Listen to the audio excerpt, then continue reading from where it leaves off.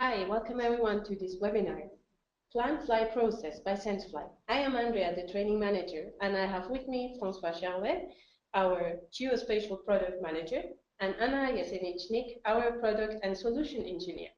It is a Q&A webinar, so use the little chat or question box on your right-hand side to write us your questions. You can start already doing so now.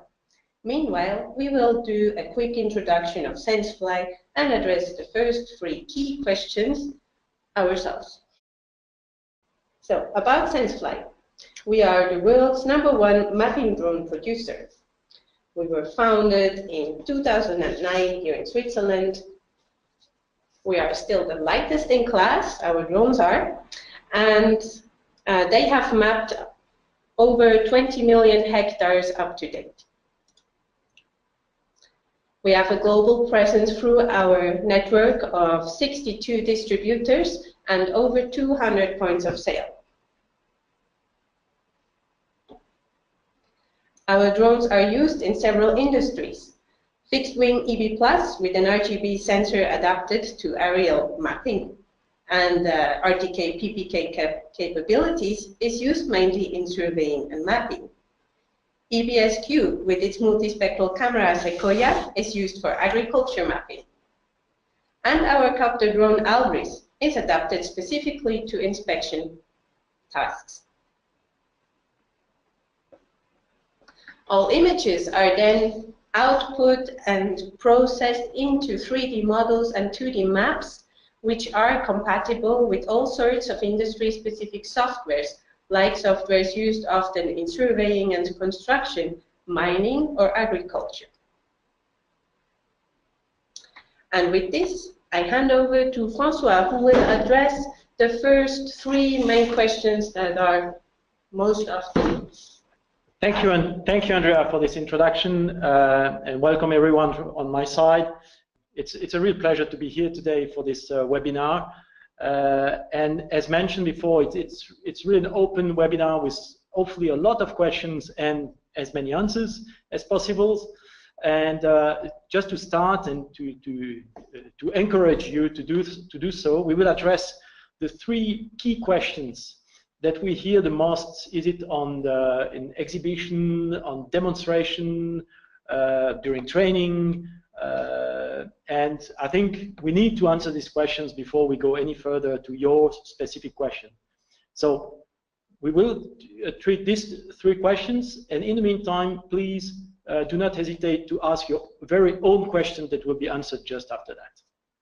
Okay, the first question, if you are new or if you're interested in drone, one of the really big questions is, should I go for a fixed wing or a multicopter?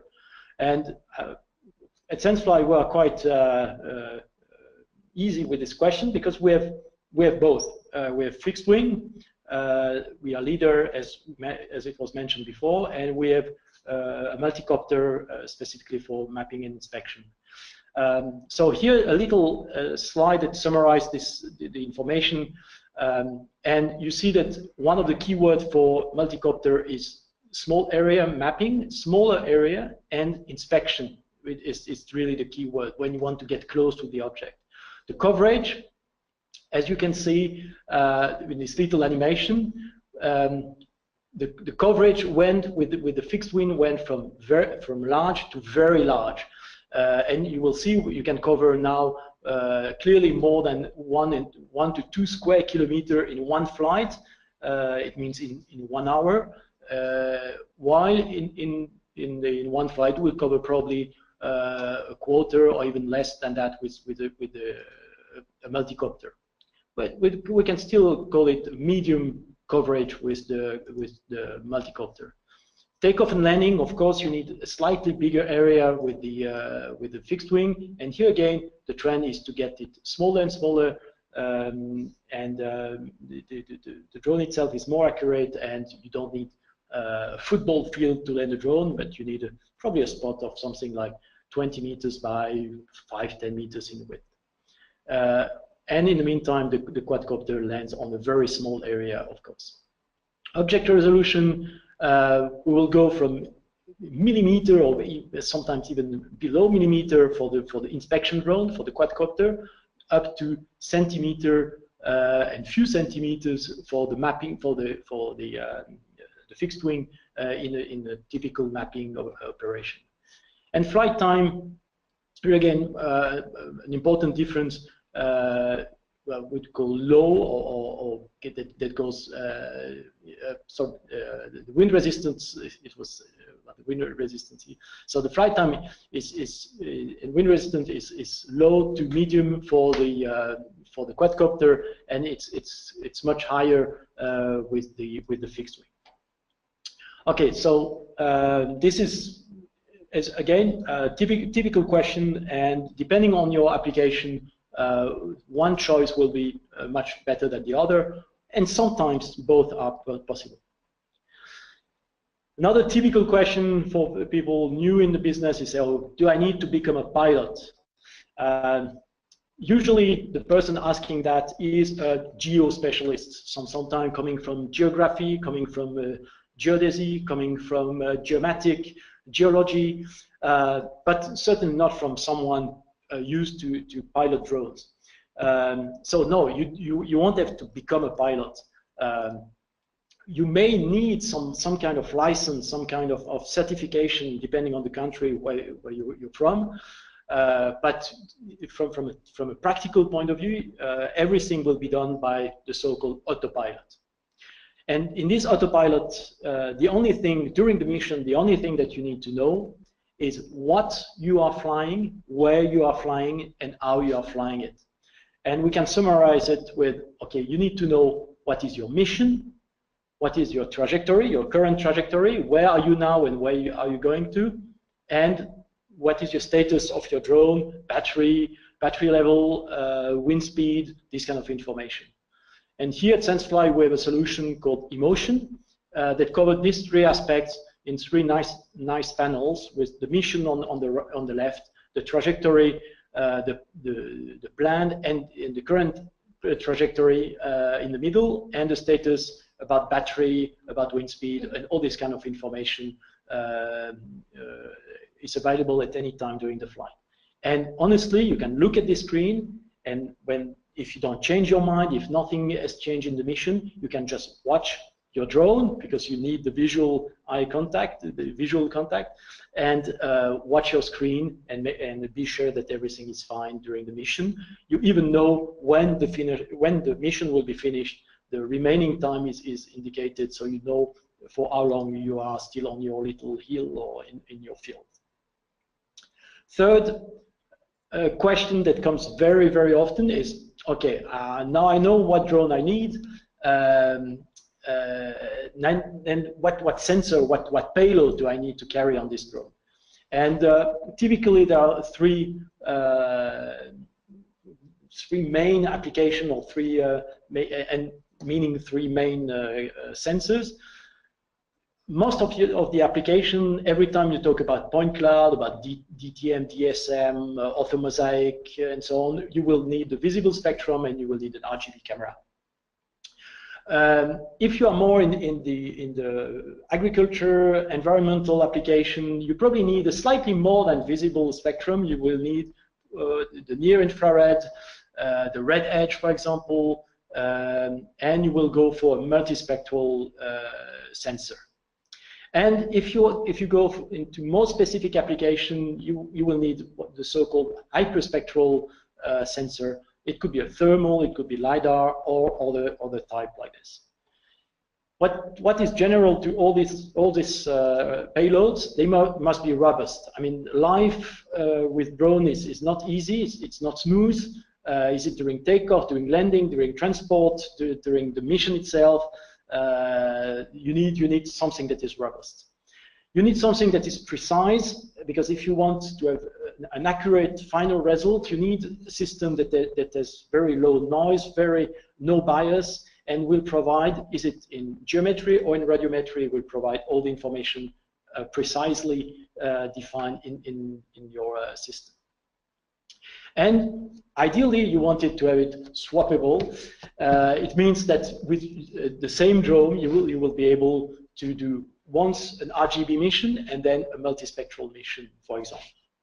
And again, the solution that we have at senseFly covers this. We have the so-called the SODA camera, the parrot sequoia camera for multispectral, and the thermal camera. Let's have a quickly closer look to these three systems, these three payloads. So the SODA, the sensor optimized for drone application, it's a GoPro-like, very light, very robust, 20 megapixel, 1-inch sensor. So it's a nice sensor that will provide 2.8 centimeters at 400 feet, which is the ceiling in many countries. Will produce vivid orthomosaic and a nice point cloud in very different weather conditions. The other sensor that I mentioned, the parrot sequoia, it's a 4-band, so red, green, near infrared and red edge combined, and RGB, so the RGB and multispectral, so you get geometric information and radiometric information during the same flight. And if you have the right software and the right application, you will get all this precious information after the flight.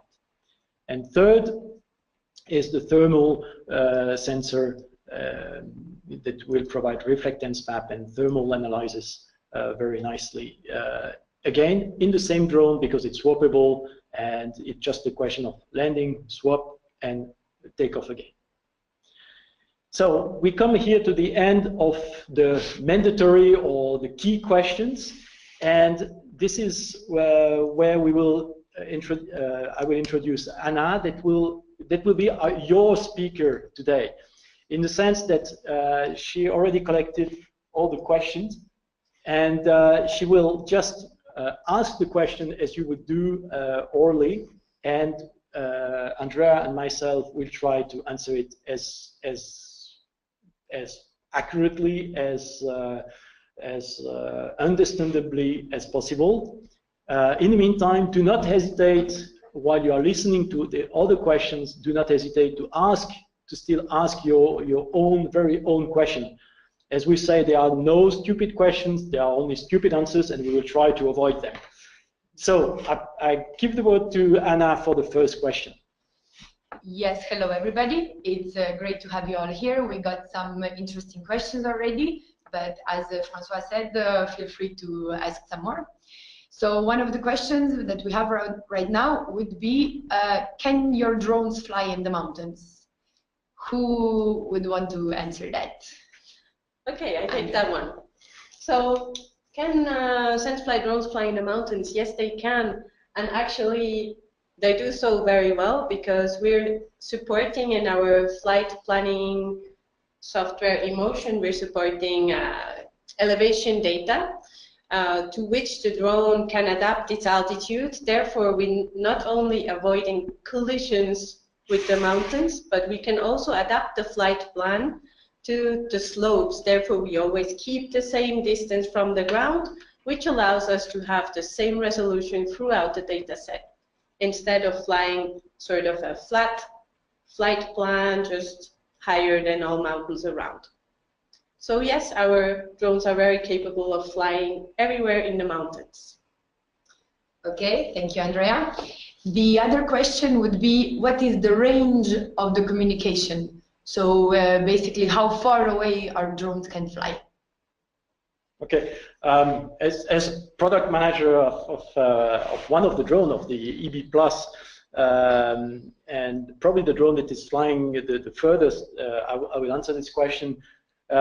So the link, I know nobody liked this answer, but the honest answer will be, it depends.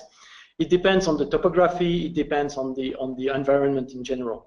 But say, from the specification, it's a 3 kilometer that is guaranteed in almost any condition. Of course, if you have a big mountain between you and the drone, these 3 kilometers won't be possible. So if you have the line of sight, if you have open space between you and the drone, you have this minimum of 3 kilometers that is guaranteed.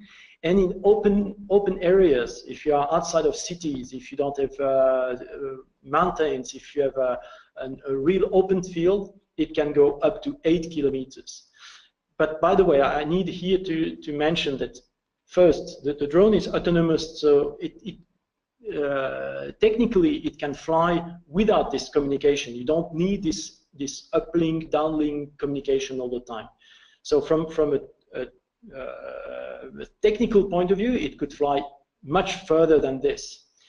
But on the other hand, from a regulatory point of view, from a legal point of view, there is almost no country where it's allowed to fly at 20, 30 kilometers without special certification, the so-called BVLOS, the Beyond Visual Line of Sight certificate or authorization.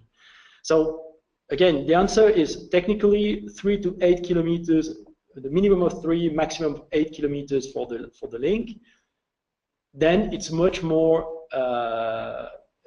from a technical point of view, it can fly further than that.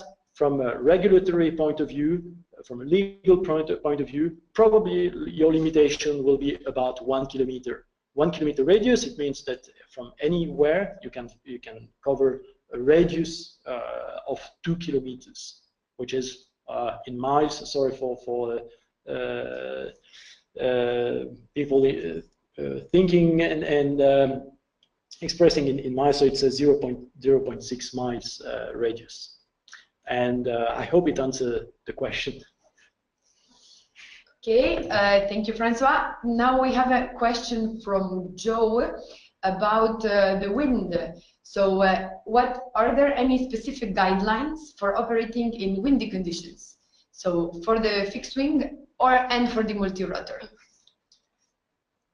Okay, so our drones, senseFly drones, they fly up to wind speeds of around 43 kilometers per hour, 12 meters per second around this. So that's quite some wind.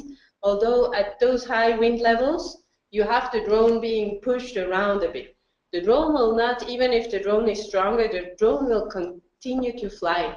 But because of the pushing around, your images will be not nicely located, so you lose some overlap. If you have to fly in windy conditions, try to increase the overlap to make sure that you still have enough overlap between the images for the reconstruction afterwards. What's also good is to fly between a 45 to 90 degree angle crosswind, so that the drone doesn't fly with and against the wind, which would mean that one time it will be pushed and another time it will be, well, be stopped. This is mainly for the fixed wing. For the rotary is much more stable in higher winds, although also there it will use a lot more battery in order to maintain its position because it has to fight against the wind. Therefore, you have a risk of a lower flight time available to map your area. In terms of quality of the data set, it's always better if you have the chance to wait for lower wind conditions. Okay, perfect. Thank you, Andrea. And the next question from the public, a question of accuracy, a classic question that we cannot avoid in the geospatial world. So how accurate is our result? I will take it because it's quite a typical question. Yeah, how accurate? And my answer would be, how accurate do you need your result? Now, honestly, it's a tricky question because it has many factors behind that. A few weeks ago, we had a full 1-hour webinar about accuracy, and I think we could have spent even more time than that. But to keep it simple, short and simple, the system, if it's used properly, will provide, usually, I mean, you know that the higher you fly, the less resolution you will get, or the lower you fly, the higher resolution you will get. The higher resolution in the sense the more detailed result you will get. And of course, if your results are detailed, if your pixels are small, if the ground contained in 1 pixel is small, then the whole result is probably more accurate than if you are flying high and with a low resolution. So this is why usually we give this accuracy, this accuracy on the ground. We will express it in x times the GSD, the pixel size. And the typical result that you will get is you won't be able to go better than 1 pixel. I mean, it will be very unlikely, or you are very lucky if you are better than 1 pixel. But usually, in horizontal, you will be between 1 and 2 pixels. Maybe if the conditions are a bit windy, like it was explained before, or if you have the terrain is not great, or it's maybe a bit cloudy, maybe it will go up to 2 to 3 pixels horizontally. And vertically, because of the geometry of the system, because of the field of view of the cameras that are used, of course, vertically you will be slightly less accurate. So vertically you will be more in the 3 to 4, maybe up to 5 pixels, 5 times the GSD for the vertical accuracy. But again, I mean, if you fly low enough, I mentioned before the 400 feet, so the 120 meters, you have a resolution of 2.8 centimeters. So it means you will be better than 10 clearly better than 10 centimeters in horizontal and vertical. And if you imagine that covering 1 to 2 square kilometers in one flight, 2 square kilometers, I mean, it's big. And covering all this area in one flight and getting this accuracy on these 2 square kilometers, it's still great. So summary, to keep it simple, it depends on, it mainly depends on your resolution, and it will be 2 to 3 times in horizontal, 3 to 4 times, up to 5 times in vertical. This is your accuracy that you will get at the end of in any of your product. I mean, is it the 2D product, orthomosaic, or the 3D product, point cloud? Okay, thank you for this explanation. Another question we have is, if I plan a mission in the software, will the software tell me if I exceed the duration of the drone flight time? So I'll take that one as emotion specialist. So yes and no. The beauty about emotion-free is that you can plan your mission or your flight block as big as you want, and as soon as the drone runs low on the endurance, so the battery starts to decrease, and it will take into consideration how far it is from the landing position, you will get a warning, well, that the battery is low. The drone comes home, you change the battery, and you just click on resume mission, and it will start on the last waypoint that it has left the mission and just continues that flight. That's one option. Otherwise, you just adapt the size of your flight blocks to the time of the battery, which for our drones is anything between 40 minutes to 1 hour, for the fixed wings and the copter around 20 minutes. Okay, perfect. Okay, obviously accuracy is a hot topic. Let's go back to that. The question is now regarding absolute and relative accuracy. François, would you explain what is the difference there? Okay, probably I wasn't clear. I wasn't very clear in my explanation. It's possible.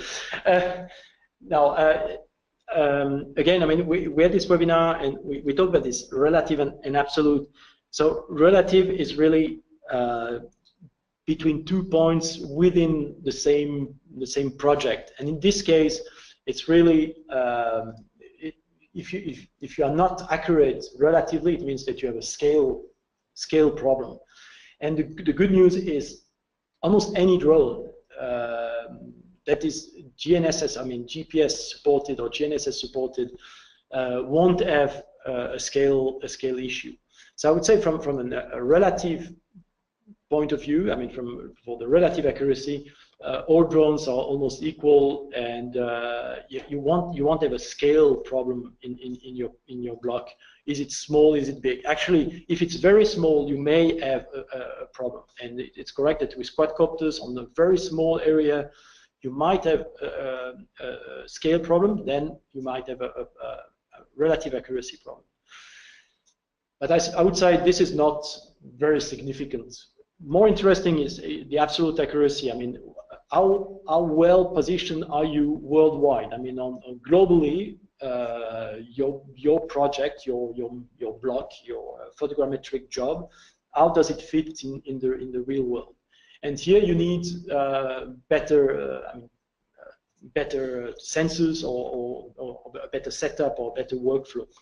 And this is probably you've heard and probably used ground control points that will make sure that your relative accuracy match the real world, the global situation, and then it will transform the relative to absolute accuracy.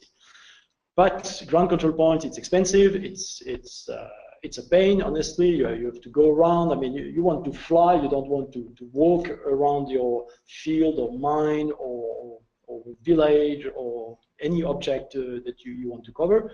So the trend is really to avoid this ground control point. And this is where the precise geolocation comes in play.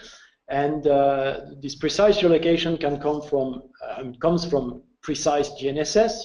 Of course, I mean this is the ideal source for precise geolocation. It can come from RTK or PPK positioning. So not 100% sure that you are familiar with this. So RTK is the real-time kinematic of the precise GNSS, and PPK is the post-processed kinematic of the precise GNSS.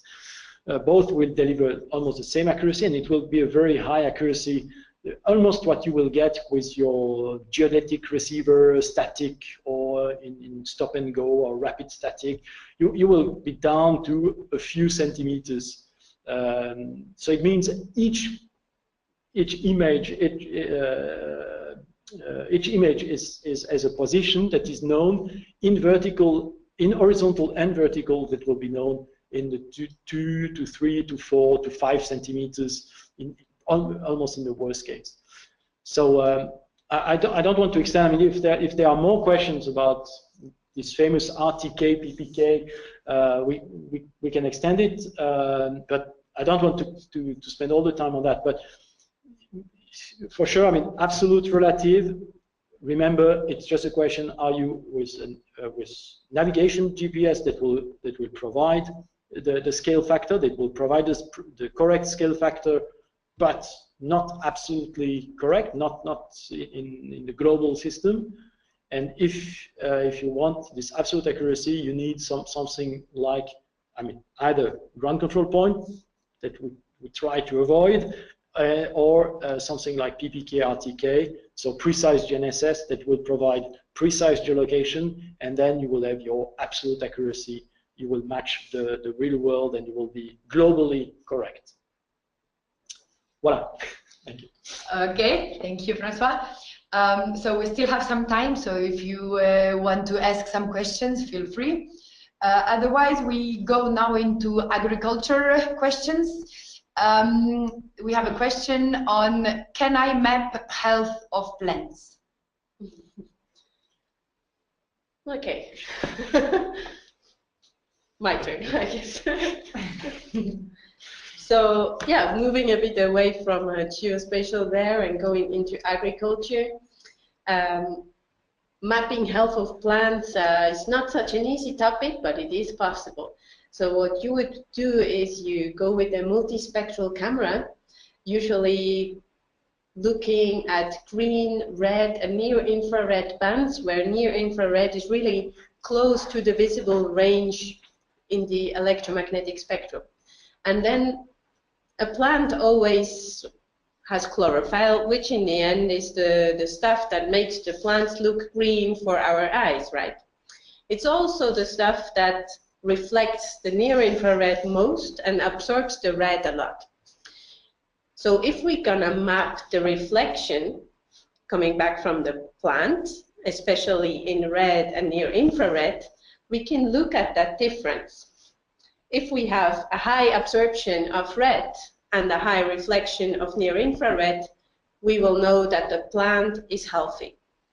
If that difference is not very big and not a lot of red is absorbed and not a lot of near-infrared is reflected, we know that the plant isn't in such a good state and may need either be sick, have some disease, may not have enough fertilizer, so nutrients, or may not have enough water.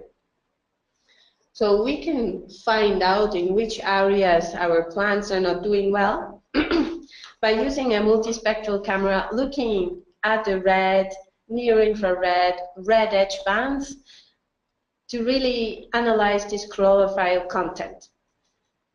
But then we still need to go out in the field and check a bit, well, what's exactly the condition, and based on that, we can then transform the data and even automate it to give it to a tractor, which is gonna distribute fertilizer, pesticides, or even water. So this can become a very automated process. So yes, it is possible. Okay, perfect. Thank you for this good explanation. Now we have a question of the output. So is point cloud the same as with the LiDAR? All right. Yes, I will answer this one. It's interesting. Yeah, I mentioned that, or we already mentioned point cloud, and this the concept of point cloud was known with LiDAR at the beginning. It's not the same point cloud. I mean, we have to be realistic. LiDAR is well known for going through the vegetation, for example, that photogrammetry won't do. LiDAR is well known for being with very low noise on very homogeneous surfaces, and it won't be the case with photogrammetry.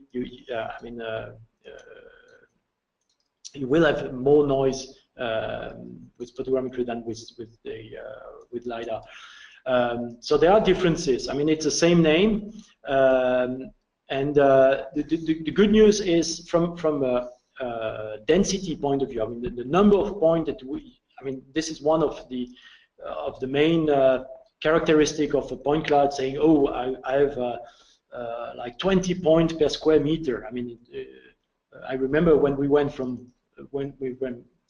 better than 1 point per square meter was already an achievement, and now we have a specification like 10, 20, up maybe to 50 or 100 points per square meter for airborne LiDAR. I mean, not terrestrial laser scanner. I mean, for airborne LiDAR, you have a situation where you can get 100 points per square meter.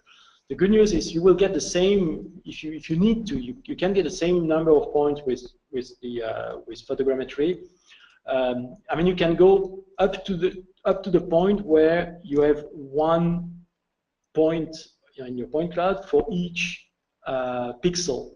So if you have a like 2.5 centimeter pixel, it means 40 by 40 points per square meter. It means 1,600 points per square meter. I mean, there is no limit here. You can really produce as many points as you want.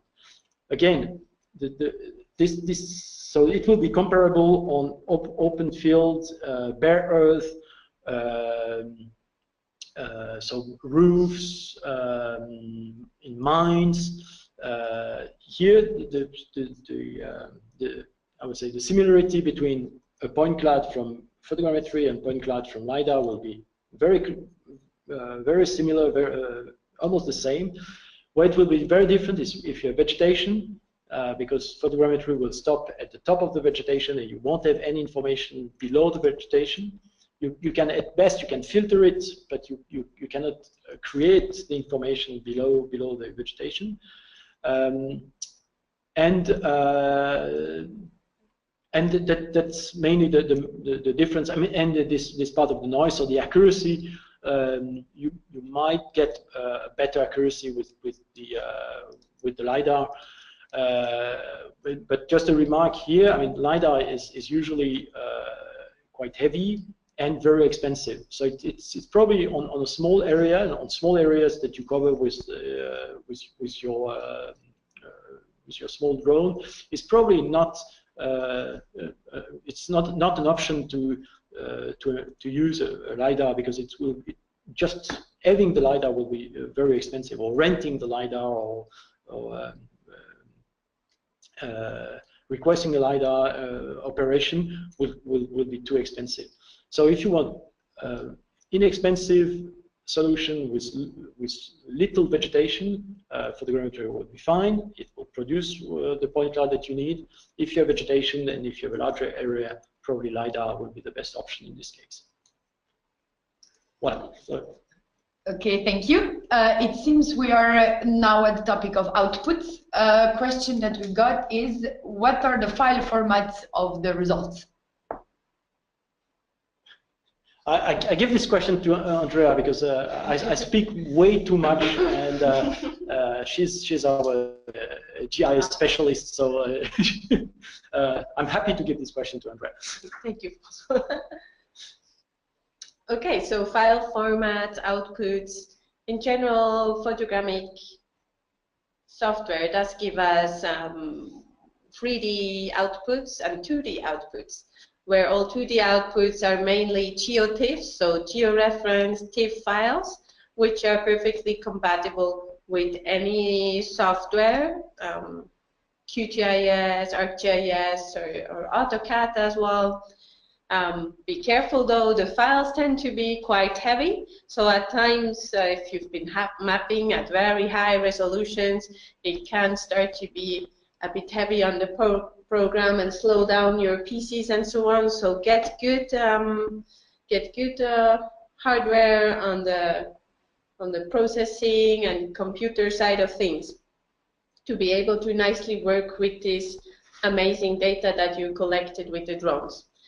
On the 3D output view, we usually get point clouds like just discussed, which are usually LAS files, but you can also output them in LAZ, XYZ, or ASCII files. All sorts is possible. 3D mesh is the other 3D output that is very common, which is by now available in OBJ FBX, which is an AutoCAD specific file. Yeah, the OBJ files with those textured and JPEG files is very interesting also to display and work with. Yeah. GeoTIFF, you can also export contour lines, of course, which is still, even though seems like an older type of format, but is still very common to use. Okay, good, thank you. Now to change the topic a little bit, it is the next question. Do your drones have collision avoidance? Yeah, interesting question, because again we have to split. Do we talk about the quadcopter or the fixed wing? Let's say to answer yes, it will be with no condition. It will be for the quadcopter. We have what we call this total awareness. It means that you have 5 sensors that will always scan or sense the environment, and will know if you get too close to an object. It's actually, for inspection, it's quite interesting, because usually you don't fear to be too close to an object, but you fear to be too far away from an object. So what you want is to be at the right distance. Let's say you plan to be at exactly 3 meters from the object, from the wall, from the dam that you are inspecting. In this case, you will need to lock this distance so being close but not too close, and being not too far as well. So here, I mean, it's not only a collision avoidance as it was asked, but it's really the sensing the environment. On the fixed wing side, it's slightly different. There is no front collision avoidance, but there is a height or ground sensor looking down that will, at any time, will measure the distance, will sense again the ground and the distance to the ground. And this is very useful in two situations. First is when you are doing the normal landing, then you will approach, and based on the GNSS, you will approach to your landing location, and your landing location can be anywhere, not necessarily the same like your takeoff location.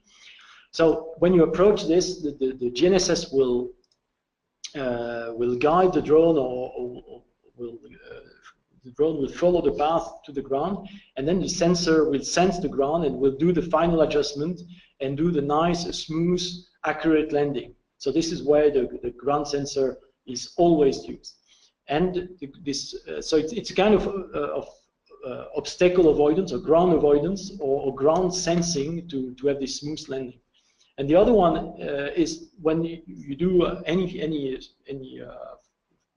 flight, for example, in a mountainous or hilly area, and for some reason, bad planning or for some reason something you didn't expect, you come too close to the ground. For your planning was you were too low, and so the drone will, you have the option, you can activate or deactivate this option. If you get too close to the ground, the same situation, it will sense the ground, and it will avoid the ground. So it will be kind of avoidance, just to avoid that you hit the ground at a non-intended location. So again, it's some kind of obstacle avoidance, ground avoidance, or ground sensing. It's not a frontal obstacle avoidance, but it's still something that will save you from a difficult situation. That's it. Yep. Yeah, I'm done. Sorry. Okay, thank you. It seems we answered all of your questions. So unless you have a question still for us, type it in quickly. Otherwise, we will slowly wrap it up. Thank you very much for your attention, and looking forward to another such webinar very soon. With this, thank you for your attention. We'll hope to see you around senseFly some point or on another webinar. And with this, we wish you a good afternoon, good evening, or good day in general. Bye. Bye, thank you. Bye-bye.